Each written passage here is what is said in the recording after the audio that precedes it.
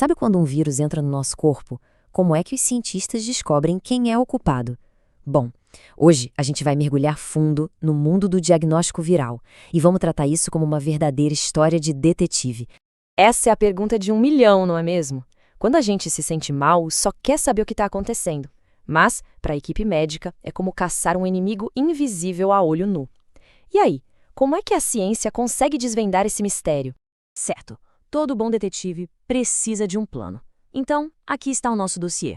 Nós vamos seguir esses 5 passos para desvendar o caso, desde a análise da cena do crime até, claro, o veredito final.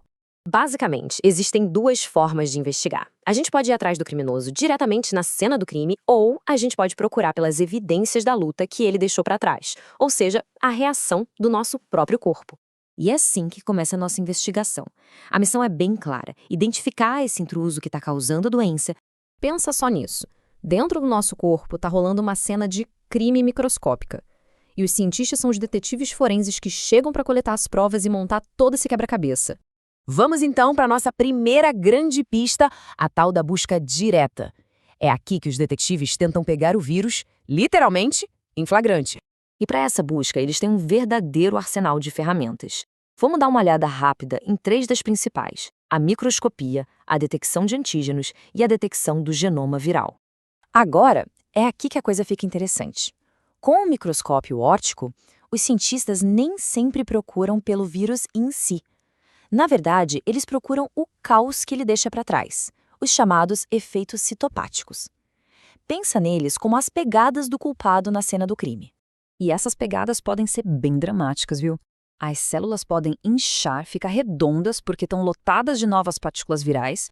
Elas podem literalmente explodir, um processo chamado lise. Ou o núcleo, que é o centro de comando da célula, pode sofrer um dano que não tem mais volta. Então, enquanto a microscopia óptica nos mostra a bagunça que o vírus deixou, a microscopia eletrônica nos dá um close-up do próprio culpado. Ela é tão potente que permite ver as partículas virais uma a uma. Mas tem um porém. É uma técnica super cara, precisa de especialistas e, por incrível que pareça, nem sempre é a mais sensível. Ou seja, não é a ferramenta certa para todos os casos. Outra técnica direta muito legal é a imunofluorescência.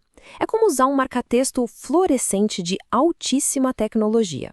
Os cientistas usam anticorpos específicos que grudam em partes do vírus e, quando iluminados com luz ultravioleta, essas partes brilham, geralmente num tom de verde bem vivo. Aí não tem como o vírus se esconder. Mas a prova definitiva, sabe? A impressão digital do suspeito, essa vem da detecção do genoma. Técnicas como o PCR são incrivelmente precisas porque elas procuram a assinatura genética única do vírus. O código genético de um vírus é só dele. Se esse código aparece na amostra, o caso está praticamente encerrado. Ok, vamos mudar de estratégia agora. Se não der para encontrar o vírus, talvez porque ele se escondeu ou a infecção já está em outro estágio, a gente pode procurar por testemunhas. E as melhores testemunhas são as próprias defesas do nosso corpo. A principal técnica aqui é sorologia.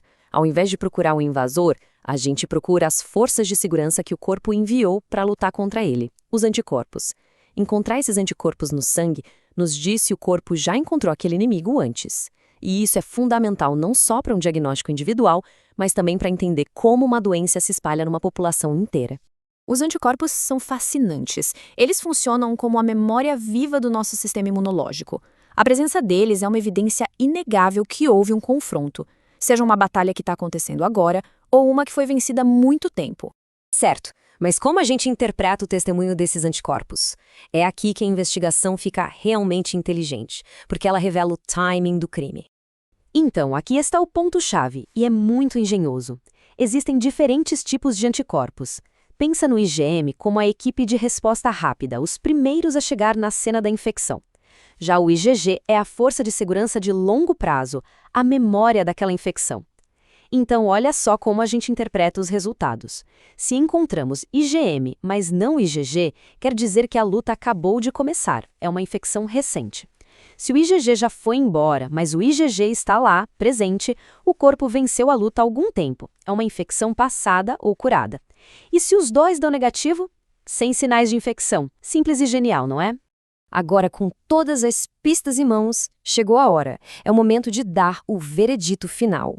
Então, recapitulando, temos dois caminhos principais para chegar a um diagnóstico. O caminho direto, onde pegamos o culpado com a mão na massa, e o caminho indireto, onde usamos o testemunho do sistema imunológico para provar que o crime aconteceu.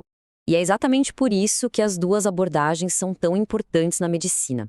Dependendo do caso, uma pode ser mais útil que a outra. Um teste direto, como o PCR, é perfeito para um diagnóstico rápido, bem no comecinho da doença. Já um teste de anticorpos pode nos contar se alguém já teve a doença e até desenvolveu a imunidade. Ter essas duas caixas de ferramentas